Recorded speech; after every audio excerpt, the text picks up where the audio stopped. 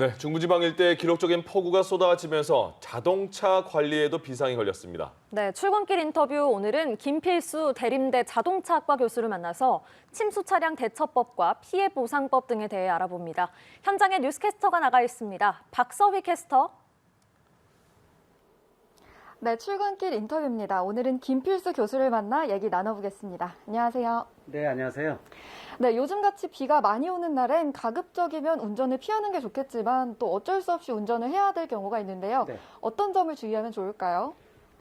가장 중요한 부분들이 아마 속도 낮추고 앞뒤차의 간격 충분히 뛰시는 거 다 아실 겁니다. 근데 폭우가 너무 쏟아질 경우에는 이 시야 확보가 제대로 안 되거든요. 이럴 경우에는 전조등 켜고 또 비상등도 켜서 나의 위치를 다른 사람에게 알려주는 것이 안전에 가장 중요하다고 강조할 수가 있습니다. 근데 할 수 없이 침수도로 지나갈 때가 있습니다. 간혹 되도록이면 우회도를 찾는 것이 가장 중요하겠지만은 꼭 지나가야 된다 그러면은 이 앞에 차가 있으면 훨씬 더 좋겠죠. 앞차의 뒤에 이 머플러의 높이를 보고 머플러까지 물이 차오른다 그러면 내가 따라 들어가면 안 되고요. 내가 맨 앞이다 그러면은 창문 열고 머리 내밀고 내 앞차, 내 바퀴에 물이 얼마큼 올라오는지 이걸 보면서 진행해야 되는데 보통 3분의 2 정도까지는 괜찮습니다. 근데 이것도 물이 잔잔한 경우에 해당이 되지 트럭이나 버스 같은 거 지나가면 물결이 일어나게 되면 시동이 꺼질 수가 있기 때문에 되도록 우회도로 그리고 되도록 이렇게 폭우가 쏟아지는 경우에는 차를 놓고 대중교통 이용하는 것도 가장 중요한 요령이라고 볼 수가 있습니다.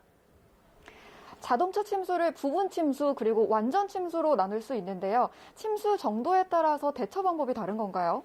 그렇습니다. 일반 우리가 완전 침수해서 차가 지붕까지 이 물이 올라갔을 경우는 이미 차의 기능이 상실됐다 이렇게 보시면 될 것 같아요. 이 경우에는 뭐 방법이 없으니까 혹시 물이 불어난다 그러면은 탑승객 운전자 빨리 탈출하는 것이 가장 중요합니다. 그러나 부분 침수 같은 경우에는 발목이라든지 아니면 허리까지 올라온 경우에는 실제로 차를 수리를 해서 재사용할 수가 있습니다. 그러나 이렇게 시동이 꺼지게 되면 문제가 되거든요. 그래서 혹시 물속에 있을 때 시동이 꺼졌을 때 한 번이나 두 번 정도 더 걸어서 시동이 걸리면은 끌고 나오면 되지만은 그렇지 않은 경우에는 계속 시동이 걸게 되면은 엔진에 물이 들어가면서 수리비가 많이 나오니까 이때는 내려서 두세 명이 약간 높은 지역으로 차를 미는 방법뿐이 없기 때문에 이런 상태가 안 되는 방법은 역시 진입을 안 하고 우회도를 찾는 것이 가장 중요하고 특히 이렇게 비가 저녁 때 야간에 특히 많이 쏟아지는데 좀 높은 지역에 차를 좀 옮기는 것도 중요한 요령이라고 볼 수가 있습니다.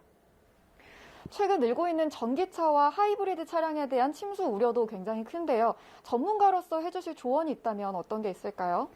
누적 대수가 40만 대가 지금 넘어가고 있습니다. 올해 이렇게 폭우가 쏟아지면서 아마 전기차가 처음으로 맞닿는 기회가 아닌가 이렇게 좀 보고 있는데 이 전기차는 일반 내연기관차에 비해서 움직이는 가전제품입니다. 특히 바닥에 배터리가 설치되어 있는데 방수 기능이 있다 하더라도 이 전기차가 약간 노후화된다든지 계속 반복되게 되면 물이 들어올 수가 있습니다. 따라서 특히 바닥에 배터리가 있기 때문에 아까 말씀드린 내연기관차가 3분의 2 정도의 타이어가 올라오면 물이 올라오면 된다라고 말씀드렸는데 이 전기차는 약 과반 정도라고 보시면 되고 되도록이면 침수도로를 물을 치면서 지나가는 것은 별로 좋지는 않습니다. 그리고 충전 같은 경우에도 노출된 충전기가 있는 경우가 굉장히 많이 있는데 이 경우에는 이 물에 젖어 있기 때문에 절연 상태가 나쁩니다. 저런 상태가 나쁘게 되면은 혹시 누전으로 인해서 감전의 가능성 충분히 있기 때문에 내 차가 충분히 운행 거리가 된다 그러면은 이런 비가 오는 날씨라든지 흐린 날씨 좀 피해서 맑은 날 사용하는 것이 좋겠고 꼭 충전을 해야 된다 그러면은 뭐 지하 주차장이나 실내 충전기를 활용하는 것도 중요한 요령이니까 일단 내연기관차에 비해서 좀 더 조심을 해야 되는 것이 전기차라고 분명히 말씀드릴 수가 있습니다. 현재 차량 침수 피해가 심각한 상황입니다. 보험 청구에 있어서 유의할 사항이 있다면 설명해 주시죠.